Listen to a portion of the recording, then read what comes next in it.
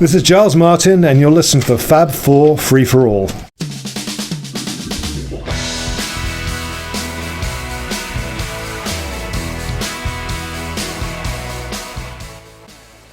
And welcome to another edition of the Fab Four Free for All, the Whenever the Hell We Want podcast.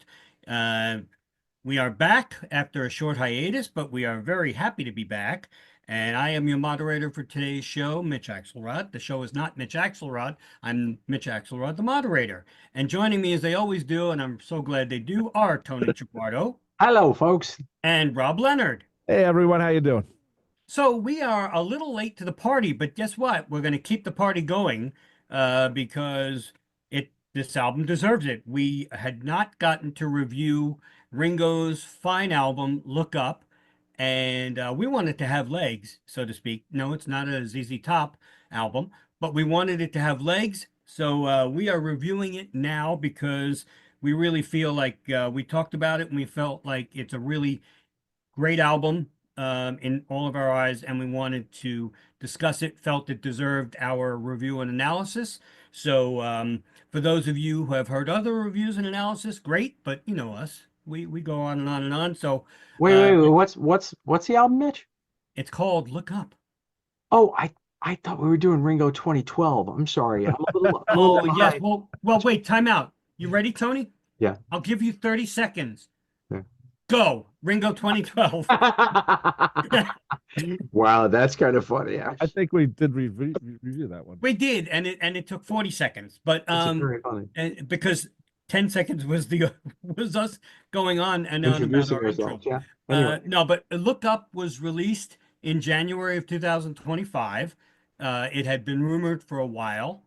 Ringo had talked about a country album ever since not ever since we did it, but in 2010 in January when we interviewed him for Why Not, one of the questions I asked was, hey, how about another country album? And he just lit up because he always lights up when you ask him about country music. And he said, I would love to do another one. I thought he doesn't do that anymore. No. He doesn't light up no more. Oh, no. I think he lights up, smiles. Okay. Yeah, I don't think when he talks about country songs, he goes, no, I don't do that. Yeah, I never. No, and then he plays the little juice harp. So no, but we asked him about it. He loves talking about country music, and it all started with Beaucoups of Blues in September of '70, his second solo studio album. Ringo, as he'll tell you in every interview he's doing lately, and he's doing a lot, he was the country guy in the Beatles, and he really was. He had that interest for a long time. He did all the country flavored Paul songs. said that also in that Ryman special. Paul said that Ringo was the country guy. Right. I didn't want Paul to say, well, I was too. And then John and George, their estates will come out and say, well, they did country too. Because quite frankly, George behind that locked door and, Well, and also Had his his great love for Carl Perkins and all that. Yeah, John is the only one who didn't really touch country, although he was the original lead singer of Honey Don't. Right. True that. So, but we always wanted Ringo to do something, and we're not going to get into the whole backstory about T-Bone, coming to him and saying, I have country songs, because Ringo was going to do another EP, and T-Bone came to him and said, I have a bunch of songs, and they're kind of country, and Ringo said, but it is T-Bone Burnett, though. It's not like it's someone else who came up. T-Bone's a great producer. He's been known to have hits all over the place. I mean, he's a genuine country guy, but he's also worked with Dylan. So he's worked with a lot of different people. So though, Rob, you could argue that a lot of Dylan is country flavored too. I mean, a lot. That's a whole other show, isn't it? Oh, it is, yeah, but not That's a whole other podcast. Yeah. Let's get George Walsh on the line. Yeah, there we go. But you know what? T-Bone is a great producer, and a really super guy from what everybody keeps telling a lot of people when they do interviews with him, they just keep saying he's such a super guy. So I could see how it would be easy to get along with him because, Ringo's pretty mellow too, especially when it comes to albums and EPs. He just keeps putting them out, and I'm kind of glad he did a full album. And I think the world is glad because he ended up with an incredible collection of songs that Don't give it away. No, I'm not. I'm just saying that it's probably his most talked about album. I would say it's definitely his most talked about album in a really long time. Yeah. There's been a lot of press. I mean, the fact that he had a TV special on CBS, a Yep. 2-hour TV special, not in 1 hour, not 30 minutes, not a special on, on Entertainment Tonight, though I'm pretty sure he was on there. This was a 2-hour full special, and that's all you can ask to help sell this record. And I think it worked. It's done some really good. It's been marketed very well in the country world, which is very important because the country world you have to go and visit and say hello to and how are you. Definitely, and he played that part of things incredibly well. Yep. I mean, he really, and I don't think it was a stretch for him. I think that there's a lot of sincerity there. I mean, look, we don't know what's on his iPod, but iPod? Wow, did I really say that in my out loud voice? We don't know what's on his Spotify playlist. We don't know what he's listening to. But I'm just saying, I have a funny feeling that Ringo maybe had somewhat of a working knowledge of the likes of a Molly Tuttle or certainly an Alison Krauss, and probably is more aware of them than the latest pop artists. I mean, I'm totally wrong, but I can't see Ringo. Well, that Harry Styles, boy, I love what he's up to. Like, that's a sign of the times. Don't see that. I see him like knowing a little more about what's going on in the country world because I think if he's listening to anything, that might be it. Who knows? 2 points you brought up, which are really excellent. First of all, and both of you brought it up. You brought it up first, Rob. The embracing of the country community, so to speak. Yeah. A lot of people said when we posted, because since it came out, we have publicized it so heavily.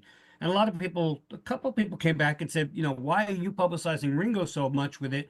And you didn't publicize Beyonce. Number one, we're not a Beyonce podcast. But I will say this. We're not saying Beyonce's Carter Country album wasn't good. That's not for us to say. We're not listening to that. We're listening to Ringo. But I will say that in defense of Ringo, his publicity people, his team, did it the right way. As you said, Tony and Rob, he embraced the country community where Beyonce did not play the Grand Ole Opry, did not play the Ryman. Ringo's been playing the Ryman forever. And that's what you have to do to really get embraced by that whole community. And he did it, and he's Ringo, so he's the lovable Beatle, Right. And when he did it, I mean, he was invited to the Grand Ole Opry Right, at the Ryman. Yeah, I mean, because they just loved him. Yeah, Emmylou Harris did it, and it one thing about Nashville is you have to go and visit the radio people and the people who live. Nashville's such a country town and it's such a music town. You have to go visit. That's one thing Beyonce should have done and didn't. I mean, she's one of the biggest pop stars in the world, but she felt, I don't have to do this for country. And she didn't get a lot of respect because of that. But Ringo did. And she did it first. She made the mistake. Ringo made sure he wasn't going to make that mistake. So that's very important to again, though, you have to wonder how much of that, I'm sorry, Rob, I didn't mean to interrupt you, but you have to wonder how much of that is quote, clever marketing, and how much of it is just Ringo being Ringo. I mean, I think both. The idea being, well, yeah, true, probably a lot of Ringo being Ringo and a little bit of his management going, well, if we just wind him up and let him go, and let him meet the people out there, because let's face it, this is no disrespect meant to Beyonce whatsoever, but where I'm going to go is, if you look at who's down there in Nashville right now, and a lot of people who are in Nashville songwriting are relocated New Yorkers and relocated New Jerseyites and they're down in Nashville now because they've found their niche, they found their place, they write songs. I don't know if as many of them are going to be excited by, hey guys, guess what? Beyonce's coming down. Like, oh, hey, that's nice.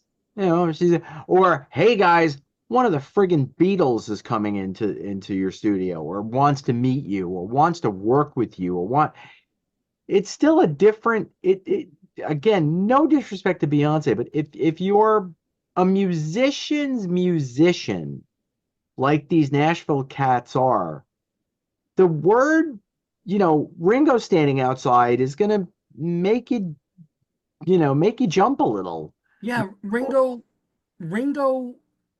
the one word Ringo, like Madonna, like Beyonce.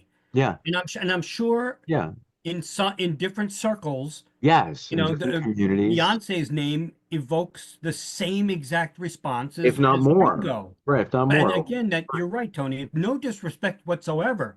Right. But also don't forget, this is not Ringo's first foray into country music. Forget about even the Beatles. Not Ringo's first rodeo. Rodeo. Sorry, Rodeo. the old Beatle cartoon reference. But if you look, I mean, even in the 80s, he did the Act Naturally duet with Buck Owens. Right. People don't forget that. And So, he's had country songs on not every album, but many of them. yeah, Crying, A Dose of Rock and Roll. I mean, Right, so there right have one for me. been songs that What was have, that one? What one, Rob? Right one for me. I'd consider. yes, but Yeah. I think that's the more recent ones. But even like in the 70s, he had Crying and A Dose Classic of Rock and Roll, which Yeah. which entered the charts. They bubbled under or they didn't do well, but they still hit the country charts. This was Beyonce's first attempt. So good on her, and I think a lot of it was really good, and Blackbird was a beautiful version. Yeah. But Ringo just embraced the country community a little differently, and that good on him, good on his team. And because of that, it charted well. I mean, it didn't chart well Billboard wise, rocked. It went to number 147. But in the UK, it went to number one on the country and Americana charts. And it stayed in the country charts at number one for 5 weeks. And it's still in the top 20 right now. I mean, it stayed at number one yes, I know it's the UK charts and you have to sell like 15 copies, but guess what? In the past, Ringo didn't even sell 15 copies. That's And that's Very not true. disrespect for Ringo, but guess what? His stuff was embraced and on the physical charts too. I mean, which again, now and then is still in the physical singles charts after 72 weeks. But Crooked Boy was there for a long time. Yeah, that's true. And Look Up Now. And I think at 84, going on 85, right now there's a resurgence of Ringo, a Ringo resurgence, which we haven't seen before. And I think, it's amazing because everybody is now really embracing him because of this album. Now, again, if this album sucked, there would be a different story. But because it's so good, and because he's done the great marketing and the, I think if Ringo had a bad album and did the Ryman, I'm not so sure he'd have a CBS special. But because country's embraced him so much, Yeah. because it's a good album, CBS took a chance. And the special did well. I mean, it had 2.6 million viewers and it came in number 6 for the night. So it's not like, the Ruddles where it came in like number 74 for the night. And Yeah, but I have a feeling we're not going to be quoting Ringo's Ryman special 20, 30 years from now.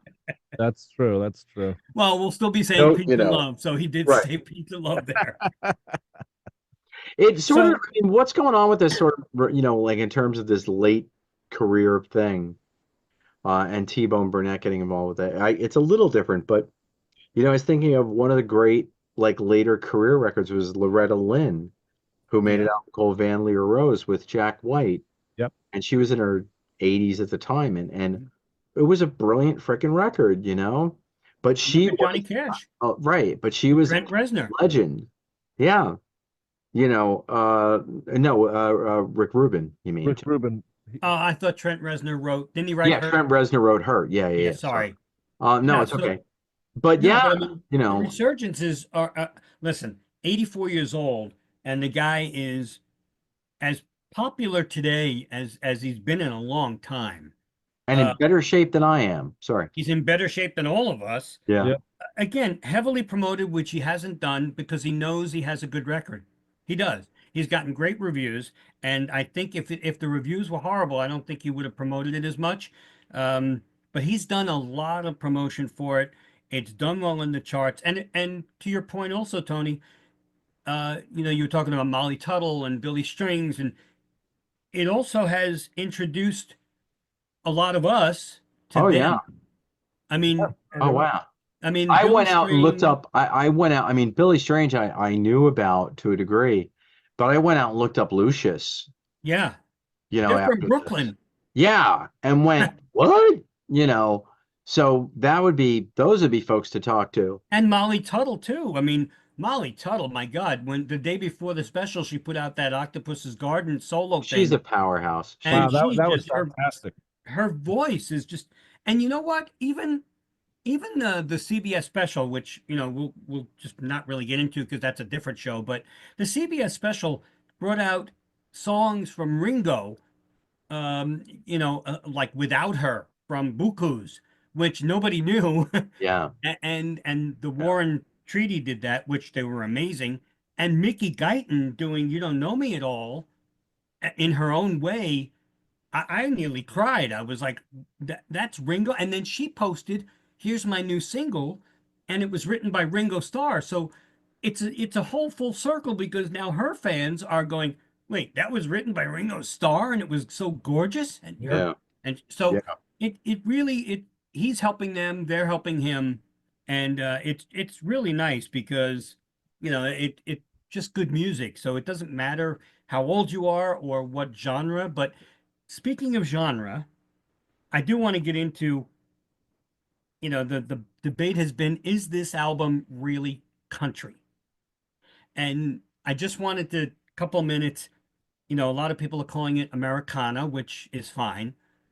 A lot of people are saying it's contemporary country. Yeah, there are a few, and I make note of it in my notes. There are a couple of what you consider old time country songs on the record. Yep.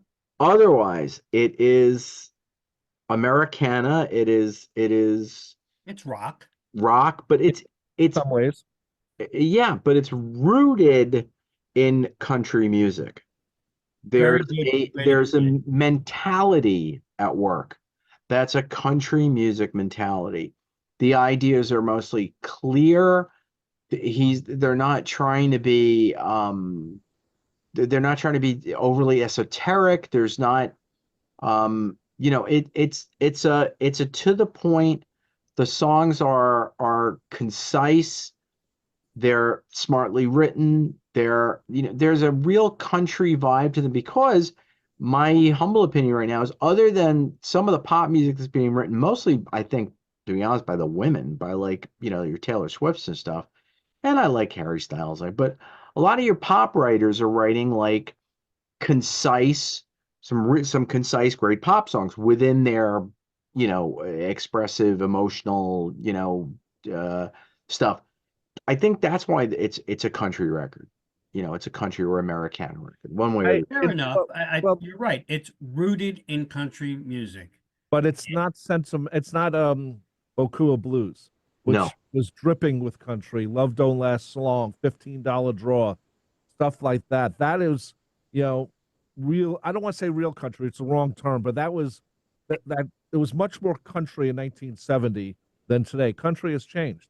Yes. Yeah. Well, why shouldn't you have to look at it this way? Why shouldn't country music have developed and changed the same way rock music did? Right. And I thought the first three songs on the album were very poppy, but then it got country as it went along.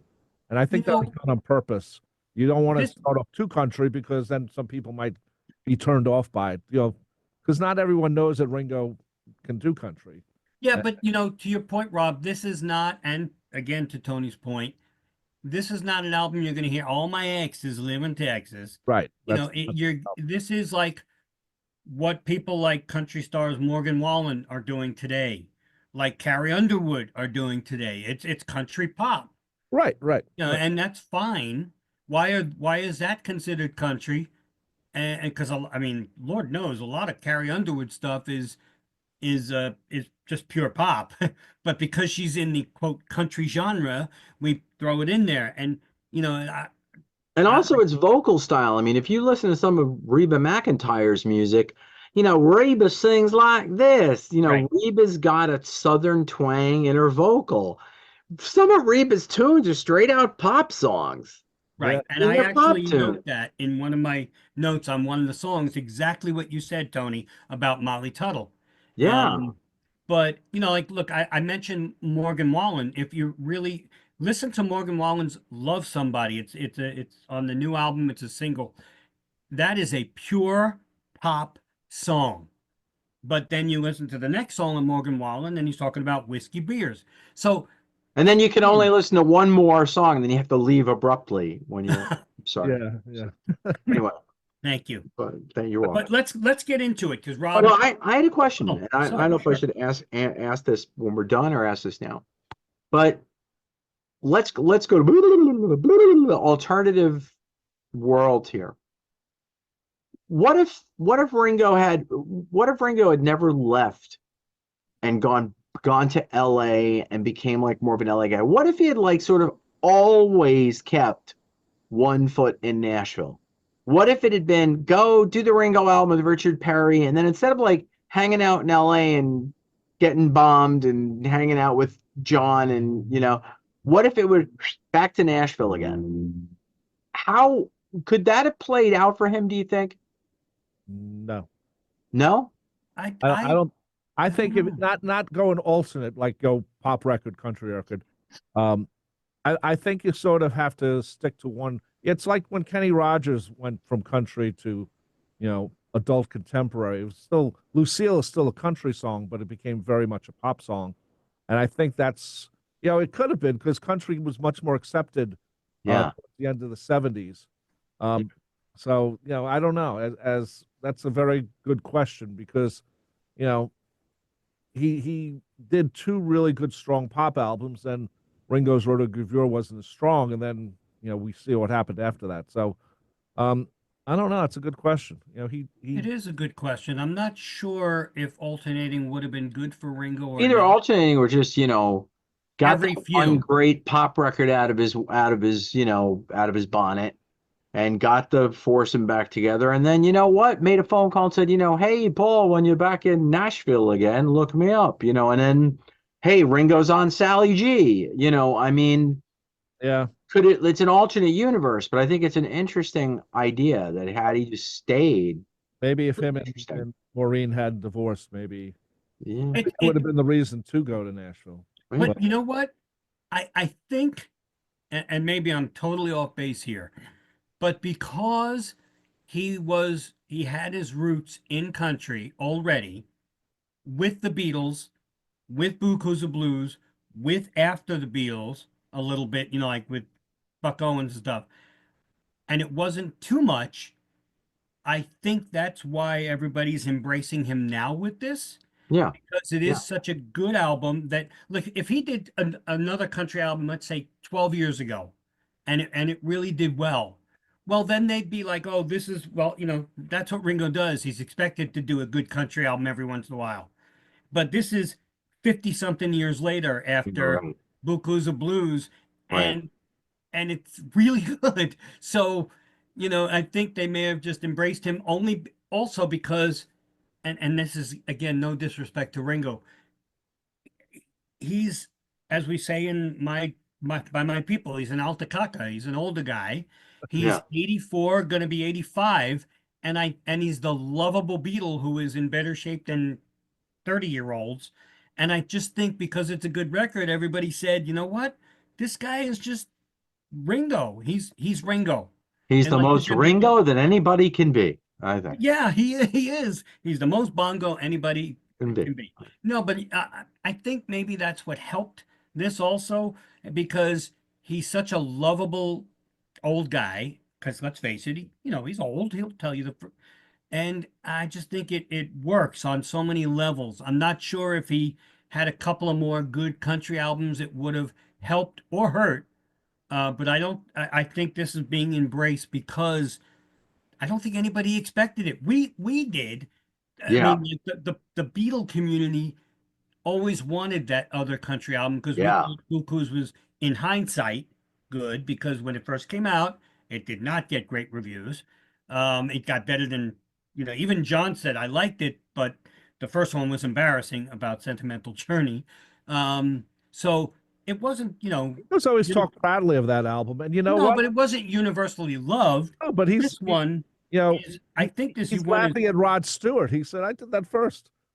Of course, Yeah. Rod made billions right. of dollars from it. I mean, it's like, oh, just do another one. Here, do 5. Oh, guess what? My mom is going to buy it this time, Rod. Okay. No, but yeah, he's got the mothers of the people who bought the first, the kids of the people who bought the first album buying the 5th anyway. I don't know. I just think that now this was a good time to put it out. We the Beatle community knew we had it in them, given the right circumstances. But I don't think the country genre or country community knew about Ringo's ability to do something so good. And because he embraced them and it's a good album, that's why it's getting such love. Want to know in my own opinion. Know when he should have done this album? Well, he should have done a couple of times over the years. But when he came, you remember the album he got canceled with Chips Moman? Yeah. Who was a country producer back in 1987. They said part of Ringo's drinking or whatever. That would have been the time to go country, especially with Chips, who's a country guy. So maybe not though. Ringo wasn't in the right state of mind. Well, he wasn't in the right state of mind at the time, but that would have been the time to say, okay, let's do something different, because he hadn't had a record out in a few years, and it took a few more years to get his next record out anyway.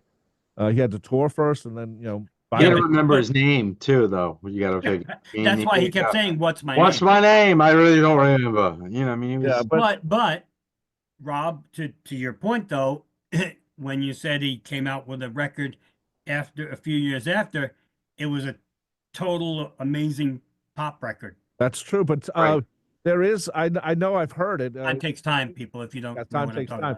Ringo did a really countryish version of "I Can Help" with Chips Moman, which I've heard on YouTube. That's a bad version. And we're going to talk about that as well. Wait, Ringo didn't actually have the hit with "I Can"? No, I'm kidding. Well, everybody thought that was thunder. Ringo. Sorry, you're stealing my thunder. Everybody, and you can't fight lightning. Oh, or thunder. Oh, all right. So let's get to the album, unless anybody has any other.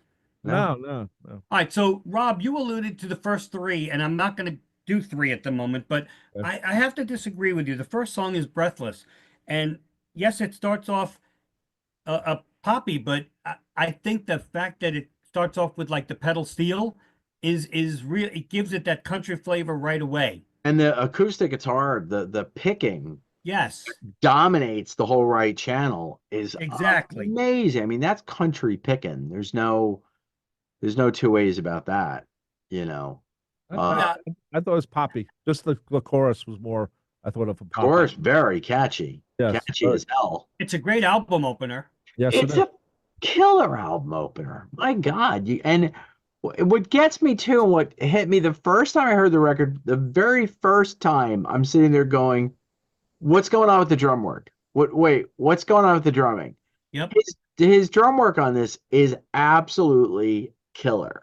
Yeah, I have that in my notes. And then when he goes to the cymbals on that "Every Time I Hear Your Name," this little spot where he just goes and rides the cymbals out of nowhere, and he does a handful of these like unique fills, which, as Ringo would tell you, I wouldn't remember them a week later when I did, because he doesn't know what he did.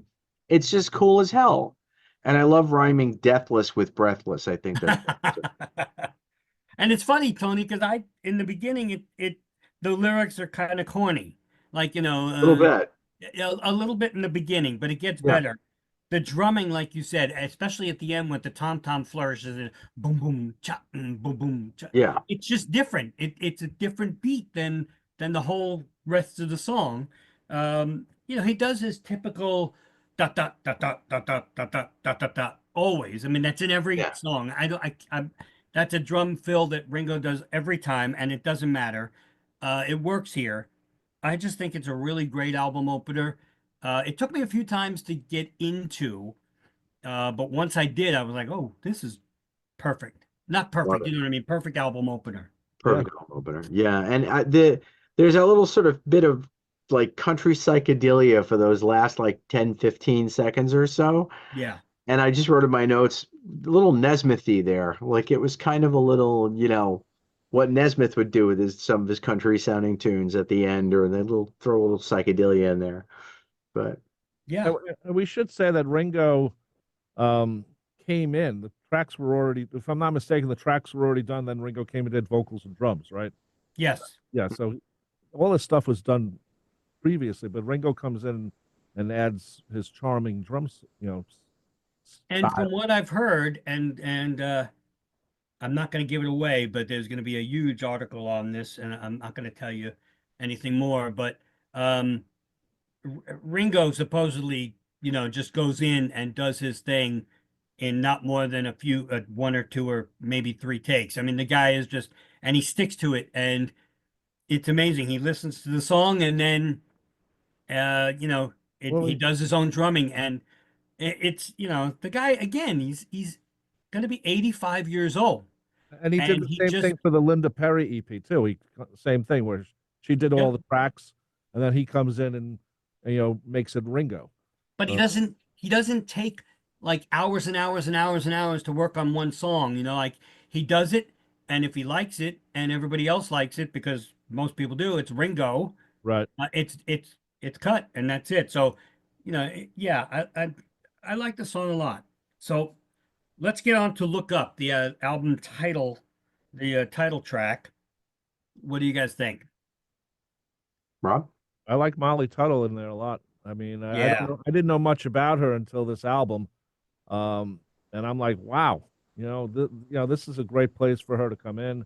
Obviously she's on a bunch of songs. So is Billy Strings, and I was very impressed. To me, it's very also poppy.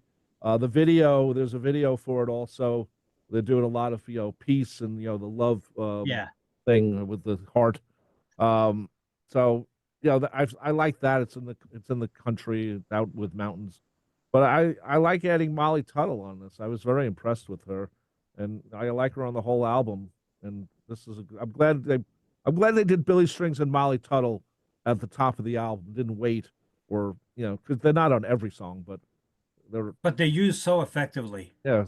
This album this song I think is less of a true duet than some of the others. Molly's not voice, a duet, but her voice fits in so her perfect. voice fits in so well, and it's a truly nice like a support for Ringo.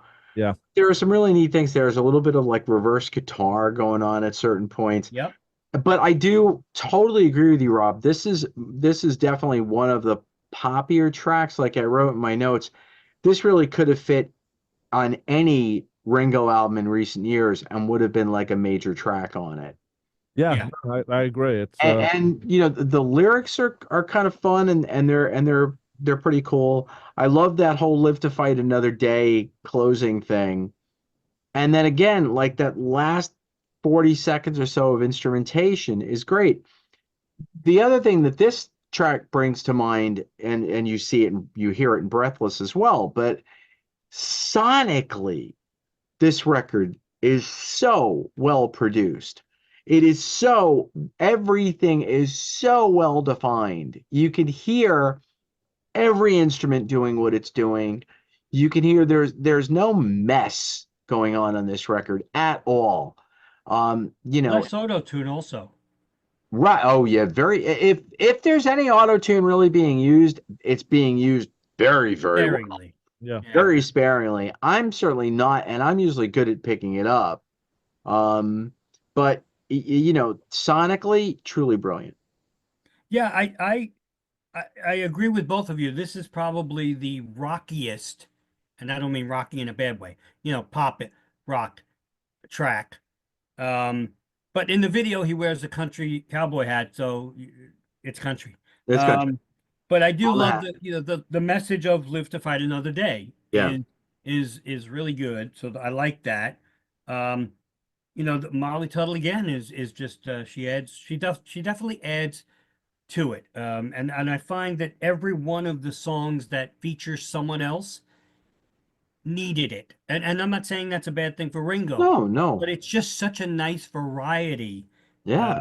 So anyway, let's get to the first single, which was "Time on My Hands," which to me, I know, Rob, you said it's still poppy, but This wow. is a country song. But it's a good this is one of those crossover songs. Yes. This would be the crossover song because there is more country on this, but the term crossover is a big term still in the record business and the radio business.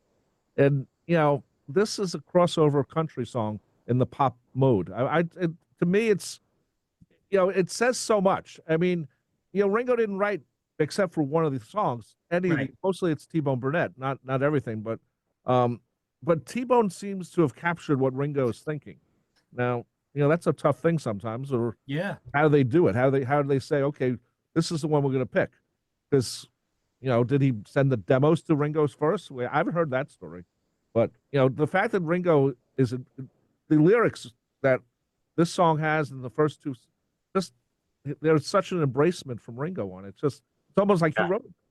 Yeah, I love the lyrics are like they're sort of like linear. They're not quite storytelling, but they're close to it. It's Ringo it really does feel like it's coming from the heart of Ringo. It's like Ringo giving his, telling his story and telling it, again, his voice works so well on all of these songs. I love the pedal steel, and I love that pedal steel solo with the strings. Yep, Paul and Frank. That little segment, Paul Frank. Wow, I mean, it's just tremendous on this record. I agree. I mean, okay, God, I mean, well, it was the original on Beaucoups, Pete Drake, right? Yeah. So that's some big shoes to fill with Ringo as a pedal steel player, but this guy does it, pulls it off. What I love about this song, again, and Ringo's my guy on drums, this could have easily been a 4/4 time. He didn't do it. He didn't do it. And you know what made me even love this song more? The Ryman special, and I'll tell you why. Because if you listen, he does he does that instead of just 4/4 time. And when the Ryman, it's not him playing the drums, it's Jim Keltner. And obviously Jim Keltner didn't study the record. So, and no offense to Jim, but he does it straight 4/4. Right. And I wanted to jump into TV and say, that's not the way to do it. It's not the way Ringo did it, that I've been listening to for 2 months. Right. And all of a sudden he's just doing straight 4/4. And I'm going, Jim, just do the damn tap. Because it worked so well when Ringo did it. And again, that's the brilliance of Ringo. And there's no poll to suggest him doing it like in Ticket to Ride. It's Ringo. And that there's something about it that, I just love it. I do love it starts off with the pedal steel and it's so country. But this one, I think it was a good first single. I do. I think there are other choices that could have been singles, which we'll get to, but I really enjoy this song. Well-written song. Very well-written song. Yeah. So the next one, Never Let Me Go. I'm going to start with this, if you don't mind. In the beginning, it has a very kind of, I know people are not even going to know this song, but Blind Man. Yeah, interesting. The B-side. Yeah. In the beginning, just so, it has a kind of a Blind Man feel, and then obviously it becomes poppy. But then it has that little flourishes of like Everybody's Trying to Be My Baby, where it goes dun dun dun dun dun dun, and it sounds almost like Everybody's Trying to Be My Baby. I was like, whoa, the harmonica is great. It gives it a really cool country feel, and it's such a Ringo for T-Bone or whoever wrote it. I'm actually this one. I'm sorry, just looking. It's written by T-Bone. It features Billy Strings. It's so Ringo, and he didn't even write it, but I just love it. His blending with Billy Strange in this Strings is what I say. Strange. Well, it is. What strings. It's strings. Strings. Billy Strange. String. Oh yeah. Why do I keep saying Billy Strange? We don't know if he is or not. The voice blend with him is absolutely tremendous. I mean, tremendous. And to hear Ringo blending so nicely with a single voice in harmony, yep, is really, really cool. And the drum fills again, his drum work on this. And also too, I have to give if I as a lyricist, I have to give whoever wrote the song the credit for the fact that Ringo gets to sing the words Sturm und Drang and Yin and Yang in an actual country song. I think the fact that you've achieved that, Mr. T-Bone, I think you are a true genius. Anyway, Mr. T-Bone, like he's a steak. But it's the longest song on the album. I think it runs a couple of seconds too long, maybe, but I'm not complaining. I'm not. Maybe. So anyway. It's not Motor of Love. Right. Not everything can be, you know. Oh my God. I like the song a lot. And one thing we haven't mentioned, and I want to mention now before I forget, you know, each song mentions who's featured on it, like Billy Strings or Molly Tuttle or Larkin Poe. You know, he didn't have to say that. It doesn't have to say, you know, it says it on each title. And that he didn't have to do that. He could have just put in the credits. But I think it's a very cool thing that Ringo's sharing, you know, his album with these people. Because, you know, like you said, Tony, earlier, I didn't know who Billy Strings was. I didn't know who Molly Tuttle was until this record. I'm much more interested in their careers now, and I see their name next to the title, and that's right to me about what this album's about. Also, that's a great. Did you like the song? I did. I liked it. I didn't like it as much as you guys did, but I did like it. So the next one I fell in love with. It's called "I Live for Your Love." Yes, it's so sparse. It features Molly Tuttle. True duet. A true duet. Yep. Yeah. Now I have to tell my Billy Swan story because you, Tony, brought it up. Back in Hey, if you've got a problem, I don't care what it is. No, I'm sorry. I brought up Billy Swan, but I can help. I can help. But right now in 1974, Billy Swan had a major hit, pop hit with "I Can Help," and everybody thought it was Ringo because Ringo had 3 consecutive hits in 73 and 74, and everybody said that sounds just like Ringo. Talk about 55 years later doing full circle, he's writing songs for Ringo. Yep, Billy. And I was like, that's so damn cool. Yeah. It's what I love about this song, man, the descending vocal. I mean, when he, you know, I live, and then I don't live in the past. It goes down, with that pedal steel going with it, and it's so emotional. I didn't know I'd get so emotional when I'm listening, especially with such a sparse production. But and Molly's harmony going into that descending vocal with Ringo just adds to everything. I love this song. I also think it's more country. It's starting to get into, like I said, more feeling of like what we would consider country. You know, country is, you know, what we've already talked about that. But to me, it's more country than maybe some of the other stuff so far. But you know, that's what he's supposed to do. It's a country album. You know, he didn't say I'm making an Americana album. He said he's making a country album. Yeah, that's true. Yeah, I don't think Ringo knew about Americana, but that's all right. Yeah, Americana's a radio format. I was just thinking, you know, I wrote in my notes, like, how do you refer to a tune as a sweet little song without making it sound condescending or trivial? It's a sweet little song, but I don't say that anyway to make the song sound trivial. It's a very sweet little song. I also love the fact that Ringo continues, even after all these years, and I think this is one of the greatest compliments you can give to any drummer, and I think that Ringo's the one that it's consistently given to. Ringo continues to play to the song. Yes. He doesn't play the drums. He plays the drums to the song. And he's very little drumming in this. Yeah, but what there is, he's playing to the song. And I also love the musical trail out on this. I love the guitar work on this record, on this track. Anyway, just super fine. Fine. So the next song, Come Back, continues the solo Beatles tradition of whistling in songs. I mean, John did it in Jealous Guy. Paul did it in Dance Tonight and Ram On, and Ringo does it and Come Back. No whistling from George, huh? No, George doesn't whistle. Don't forget two of us. He just Oh blows yeah, away. two of us. Yeah, there we go. Well, yeah, George whistled at home, where you know, quietly, or when well, he always, like I said, he had that line from, whatever, Casablanca, where you know how to you Yeah. just blow, you know how to Yeah. whistle, you just George- blow. yeah. Well, George took it and said, "I'm not whistling, but I'll just blow away." I'll blow away. There you Yeah, go. there you go. But this song is fun. This is a mellow country feel song. Ringo whistles, and it's also very sparse.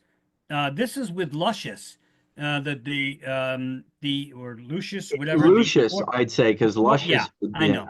The four-piece band out of Brooklyn. This is two of them, Jesse and Holly.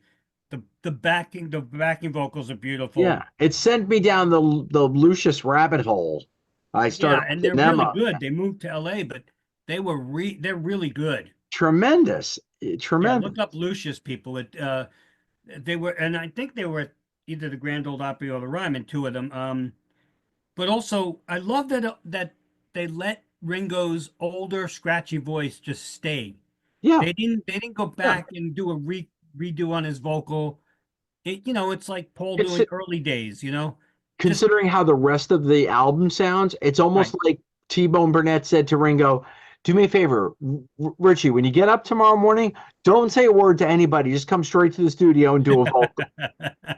and didn't because the reason why I say this is because Ringo's voice is so strong on the rest of the record that sort of gravelly, scratchy thing going on. It's almost like a first thing in the morning thing for Ringo, kind of thing. But it works. But I was liking it. It could have been. Yeah. You could have done it on purpose and not gotten the effect. Yes. Yeah. Right. I just, it's just, yes, I know he whistles, but I think the backing vocals by Lucius really make it. So they make it. Really make it. And it's an old timey country tune. I mean, you were saying that earlier. Yeah, you could sit on the fence and you see Ringo singing it. Yeah. Sitting on the fence, not me sitting on the fence listening to Ringo. Yeah. Because I'd fall off the fence. Right. I would too. This song is it's there. It's not spectacular, but it's there, and I don't skip it. I don't skip anything. Actually, you know what? I do skip one song, and I'll tell you about that later. All right. So, Can You Hear Me Call is next. Again with the great Molly Tuttle on it, and this is a real duet as well. Call and response type. Call and response, exactly.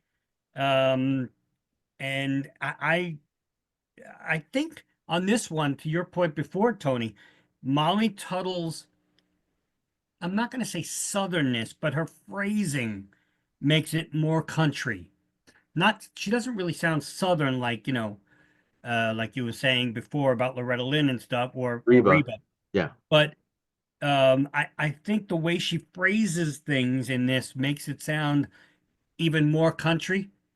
But I like this song, but this is also one of those, it sounds like a typical older country song. Yes and no. Okay. And I may get bopped on the head by, people who really know Nashville songwriting, but it's a little atypical. The bridges, if that's what they are, like, it doesn't have your typical Nashville song structure to my ear.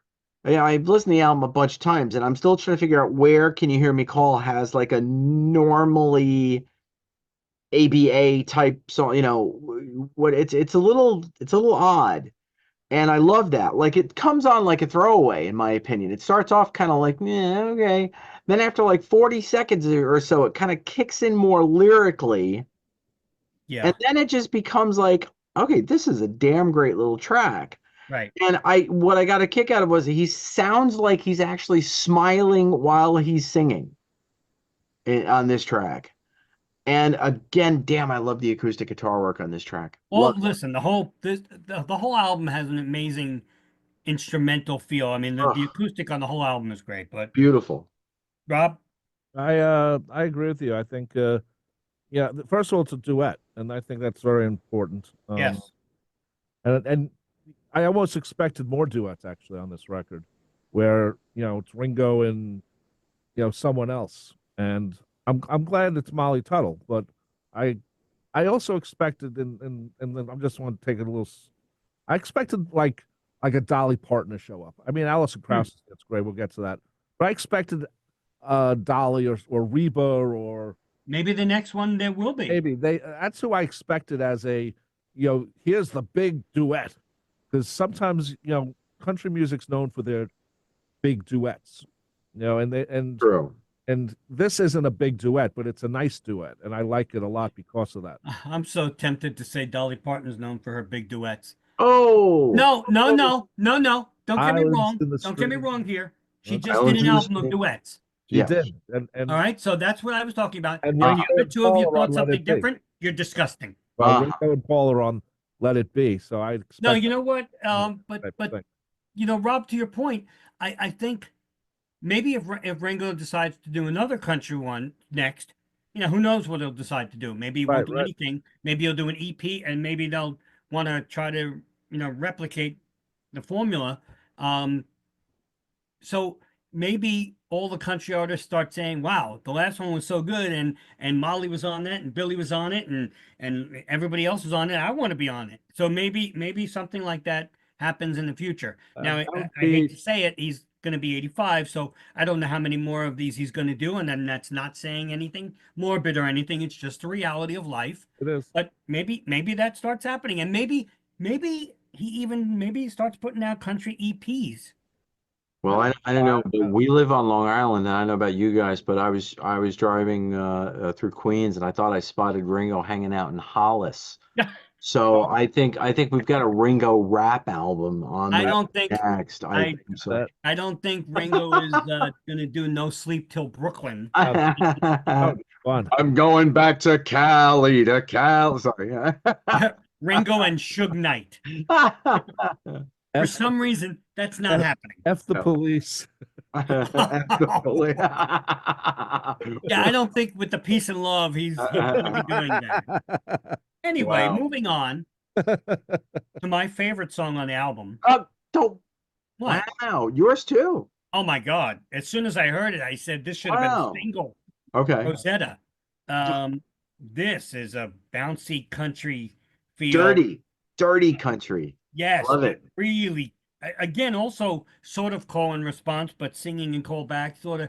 Again, I wrote this here too. I mean, I don't know. I'm such a hardcore fan, but I get a little Nesmith smell in here too every once in a while. Yeah. There's a little Nesmithy thing going on. You Anyway, could, but maybe it's Larkin Poe that's doing that. I don't know. But even Rosetta, the name, is a country name. I mean, it's not like, but Joe's guitar solo. Joe's freaking guitar solo. Yes. Joe Walsh, bringing it home on a guitar solo. It's this song might go a little too long, but it should have been a single. The drumming is great.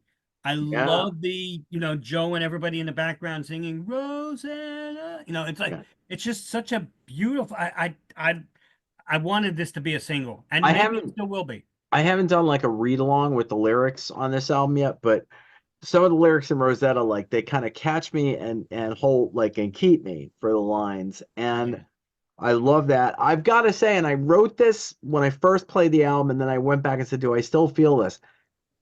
Crazy to say this, but of everything on this record, I think it's the most, quote, Beatley also. Oh, absolutely. But this is the type of song where, how like there's Revolution and Revolution #1, there's 2 versions of No More Lonely Nights. Yeah. This version of Rosetta would be the first version. To me, I would turn this into a real rock song. And the fact that Joe Walsh is on it would maybe think they were thinking the same thing, which I happen to like his guitar playing on this a lot. Oh, it's great. But I wasn't sure this fits in on this record. Oh, it does. Maybe a B-side or a rock and roll version. But I wasn't thrilled with I wasn't like captured, so to speak. Tony, can you turn his Zoom off? Oh, I'm sorry. We've had some technical difficulties with Robin will be back later.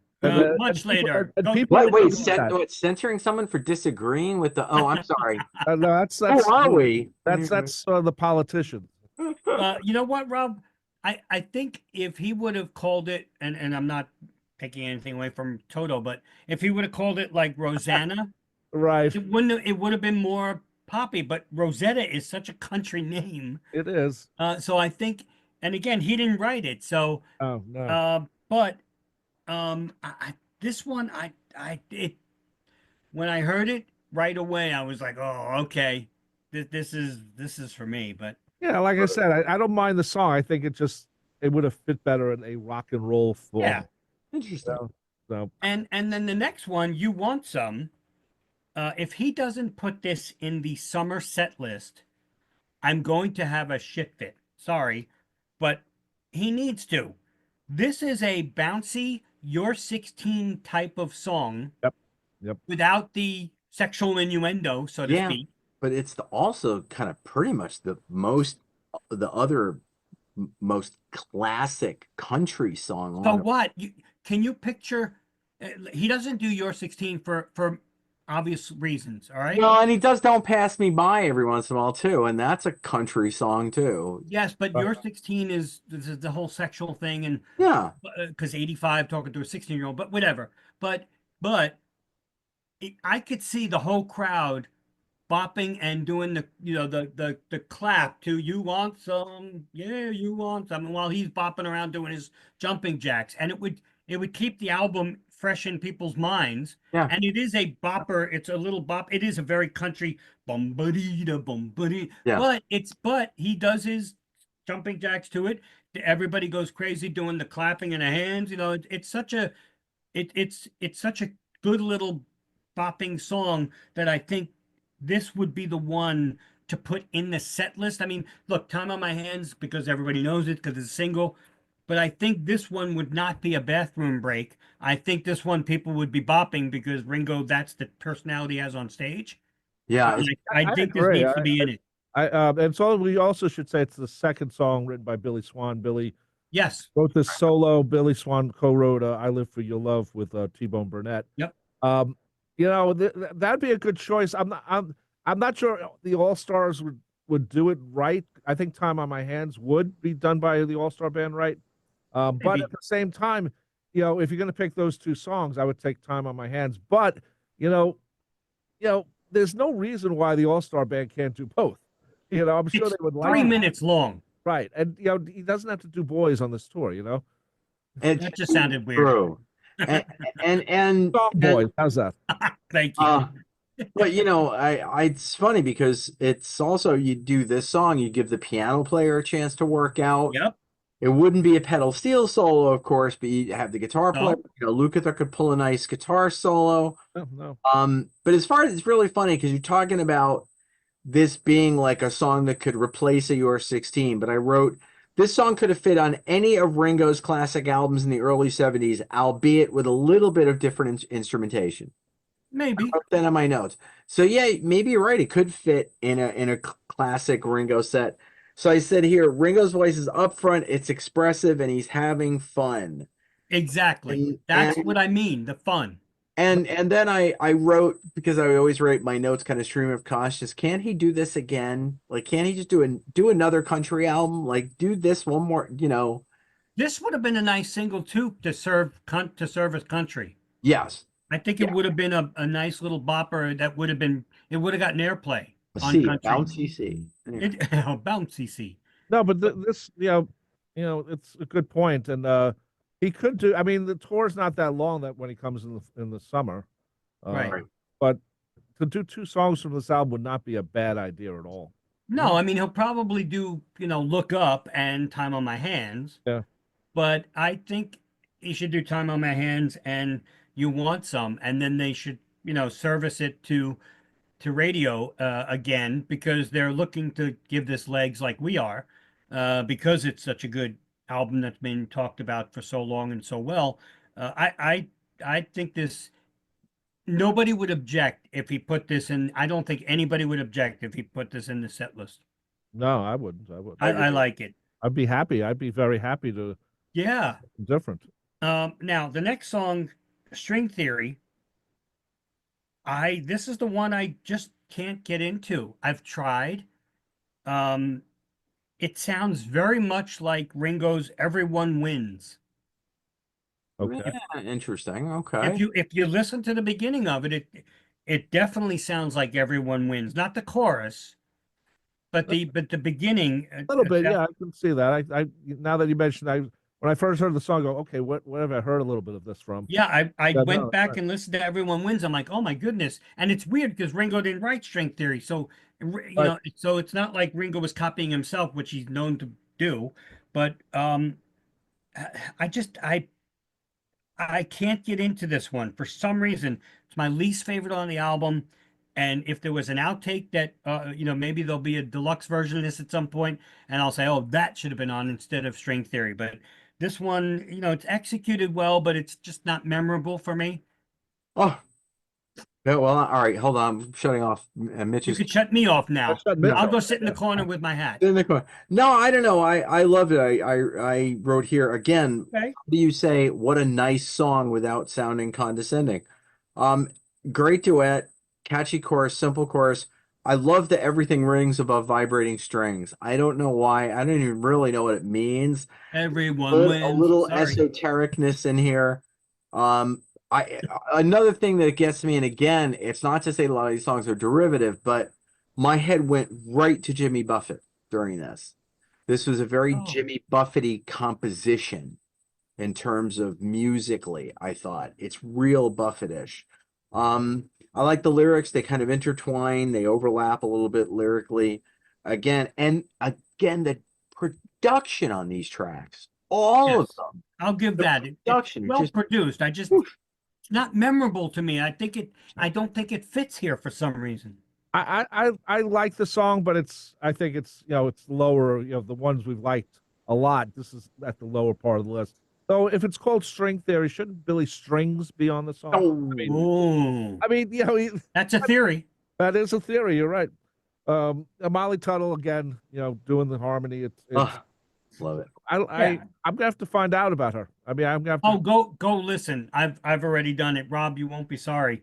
You'll be playing her on the free for all on Sunday mornings. She's wonderful. She's Yeah. wonderful. Yeah, so I've seen her, and friends have seen her a bunch of times, and she's wonderful live too. Right. so the album closer Oh, Yeah. is Thankful. oh. It is written by Bruce Sugar and Ringo. It's the first song that he mentions Peace and Love because Right. he wrote it. Right. It's with Alison Krauss, who is, if you haven't heard Alison Krauss, go listen to the Alison Krauss Robert Plant albums. Yeah. Or listen to Alison Krauss sing No More Lonely Nights. Right. You will not be sorry, people. Search out Alison Krauss. Her voice is just amazing. I think she's actually on tour with Robert Plant, or is planning to go out again with him. Yeah. A good album closer. I just wish Alison Krauss was higher up in the mix.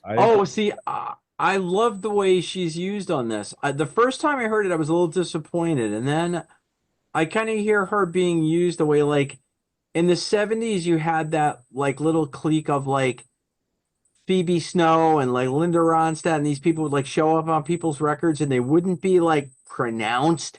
They'd just sort of be in there, and like, oh, look, backing vocals are Jackson Browne and James Taylor. You don't know it's them, but you kind of do, Yeah. But to me, it's Daniel Tashian's harmony vocals Yes. that are so strong in this, and he and Ringo and Alison Krauss blend so nicely together on this track. I also love that Allison ends like alone. Yeah. No. Yeah. Like, on that where Yeah. I don't know if that was a mistake and they left it in saying that was good because it's Alison Krauss. Yeah. Or someone was supposed to sing with her, but it works. I just love her voice. So getting used to her voice, I sort of wish that she was more in the mix. I'm not saying a true duet of Right. harmony, but like, Right. but just a little higher in the mix. It's a great album closer. I mean, because the sentiment, he's thankful, I mean, and peace and love again, whether you like it or not, he's going Well, to. they sound like Ringo's lyrics, so I would. Yes, does. it does sound like Ringo's lyrics. But I agree with you, Mitch, about the vocals. I mean, but I also agree with Tony because I think the placement was purposely put down. Now, if they were to do a radio remix for this, they would make her voice higher because I they agree. promote Alison Krauss more. You also want to have her as the backing vocal on this song. This is a very good song, a very great closer for this album. It reminds me in the end of You and Me, Yes, Ringo that's album. yep. It's sort of a it's sort of a goodbye in many ways, except he doesn't thank the entire cast, which he could have because there's a great amount of people on here. I just love the first time I heard this song. I mean, I love Alison Krauss to begin with, but I just said this is so perfectly fit into this song. But I agree with you, Mitch. The vocals I would have made higher. And I would love. And I hope they promote this song as another single because this is Well, something. they already put it out as a single in January. Yeah, but this should have been pushed even better. This is so cool. You know what I would love? I would love, and I know, because vinyl is king now. Yes. I would love a record store day version. Now, hear me out, guys. The first side is Thankful by Ringo Starr featuring Alison Krauss. The flip side, Thankful, Alison Krauss featuring Ringo Starr. Where they do like an Every Man Has a Woman Who Loves Him. On the strip where they did it with Ringo and they stripped out, Ringo, with Yoko, and then they stripped out John and put it as his single instead. Right. I would love a double-sided, with each one of them taking a feature. Make some calls, Axel. I'm working on it. That's not a bad idea. I'd love to hear her version. She'd be smart to add it to her playlist of songs to play live. Yeah.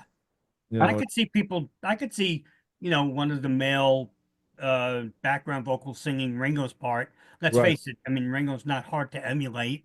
But it's intended. But but come on. It's a great ending for the album. It's a good album closer. And I just love the way it just mixes together. Yeah. It should be higher, but I'll live with it. I've learned to live with it more, and I liked it when he did it live. Yes, he did it at the Ryman. He did it, which in the special that was one of the three because he did Look Up, Time on My Hands, and Thankful. Right. And I think all of them worked really well live. Yep. Thankful really worked well live too. I think Look Up on the special he edited a little because I don't think he did the Live to Fight Another Day a lot. I don't think he did much of that. He cut out one of the choruses, I think, but in any case, I think the three worked live really well. So,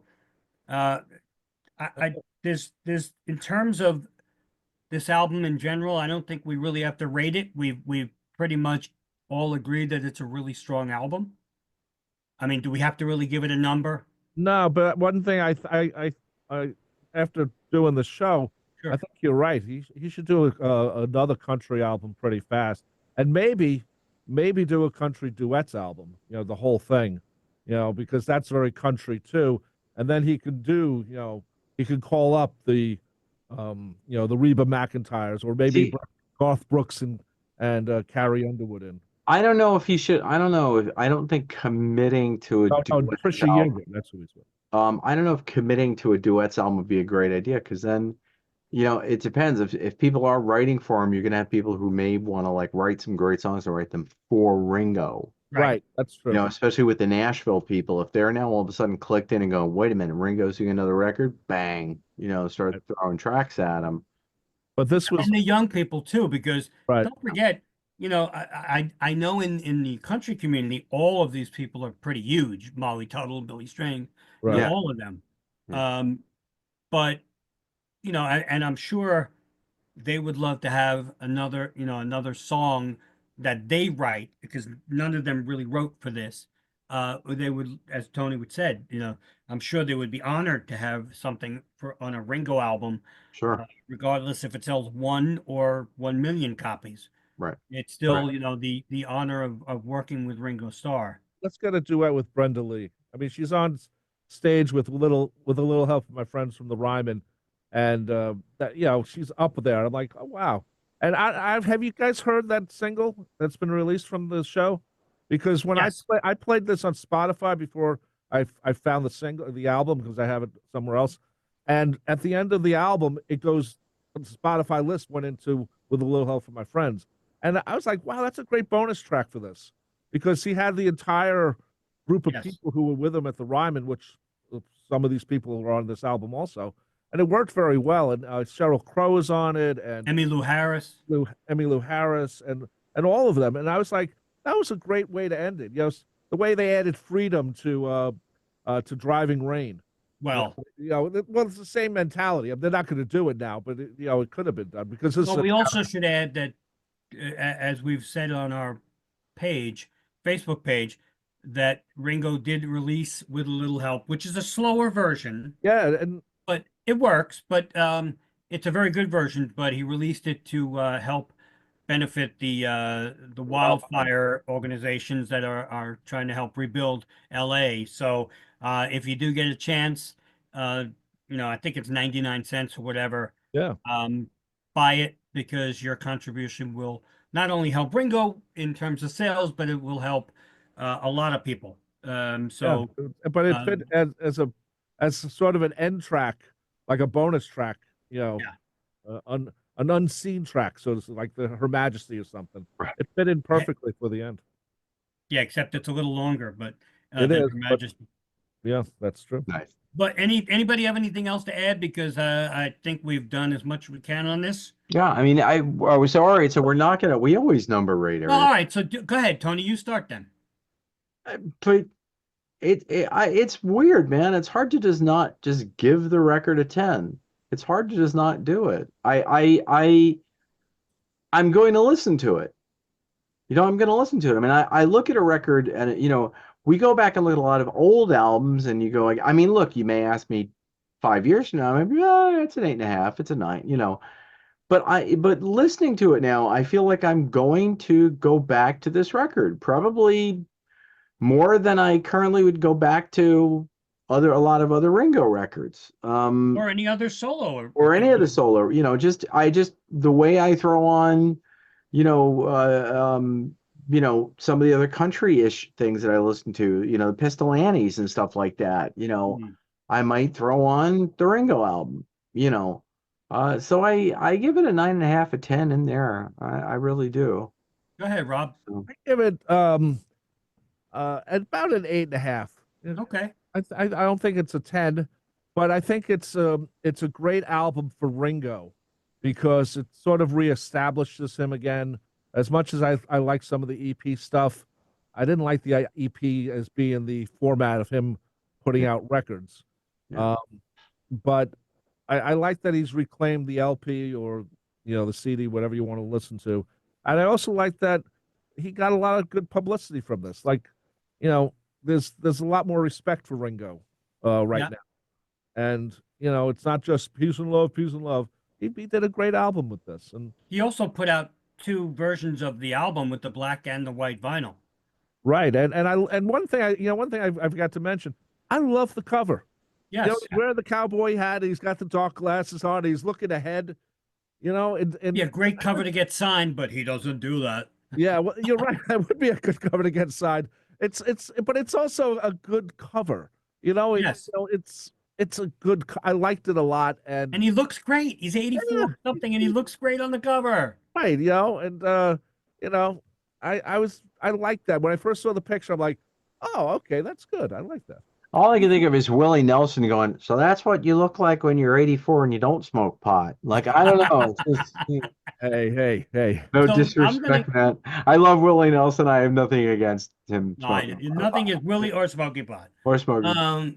I'm going to give it an 8.5 also, simply because I don't like string theory, but and that's why I don't watch Big Bang Theory. No, but I don't like the song String Theory. But I give it an 8.5. And Rob, the one thing I will disagree with you, and I know you said it's a good album for Ringo, and I know what you mean, but I'm saying that this album, I'm not rating it on a Ringo scale. You know what I mean? Right. I'm going to rate it on just being a good album, no matter who it was. If you took Ringo off of it and did it as a Well, if you put this out, without Ringo's let me name say on it. that I know what you were saying. I You know weren't giving it what I was you saying weren't rating too, it but on a Ringo scale. I don't want to give special ratings for Ringo that we wouldn't give to someone else. Right. I like the album a lot, but I think and I don't dislike the EPs, but I like this. It's like I said, he's reclaimed, making LPs, but also, you know what? There's a certain thing about this record that just listening to Ringo do interviews about it, there's a certain thing, Well, he respects it. Yeah, there's something where he's happy with it. Yeah, he's not that he wasn't happy before with the other stuff. No, but I know. There's just something better going on here. I think it's near and dear to his heart because of the genre. Yeah. Well, that's also true, and he's happy with it because he's being accepted too by the genre. Yeah. I give it an 8.5. I have it in my car. I've been listening to it, not because of the show. I've just been listening to it because it's a good album. I just like listening to it. If you take your 8.5 and Rob's 8.5, and if I said, and let's say 9.5, I did the math. We give the album an 8.833333333. So that's that. I just want to let you know that. For all you math nerds out there. For all you math nerds out there who just do string theory. Anyway. Oh. Go ahead. So unless we have anything else to add, I'm very happy that we are back and better than ever. I appreciate you guys, and I appreciate the fact that Ringo put out an album that we are very proud to do a show. We always kid around and say Ringo shows don't do very well because it's Ringo, but we have a feeling this one will do well because everybody is talking about this.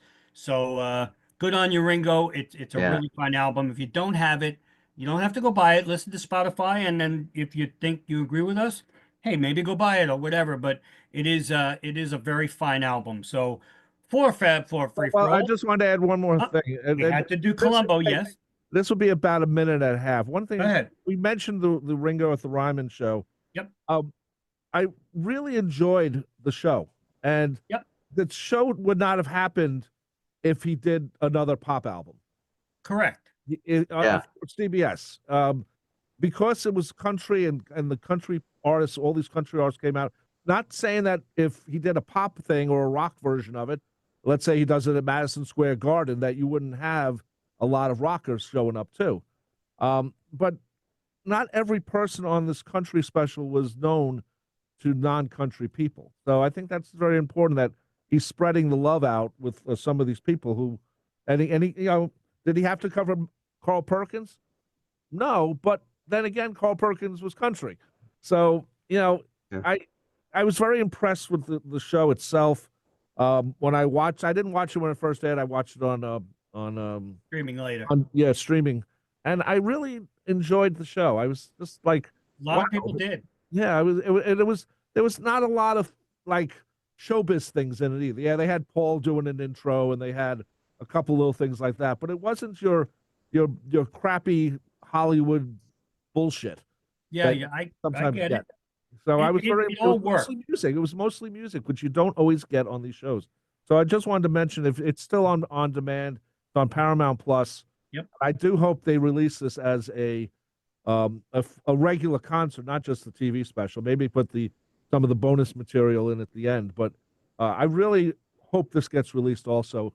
Or if maybe they do a deluxe edition, they include it as a DVD. So. Rob, I wouldn't be surprised if it might be like a summer replacement special where they show it again, they rebroadcast.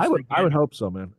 You know what? It did well enough where I think, in the summer, if they had nothing to put on, they might do it again. And again, Ringo's touring in the summer, so, There you go. So, not a long tour, but that'd be the time to play it.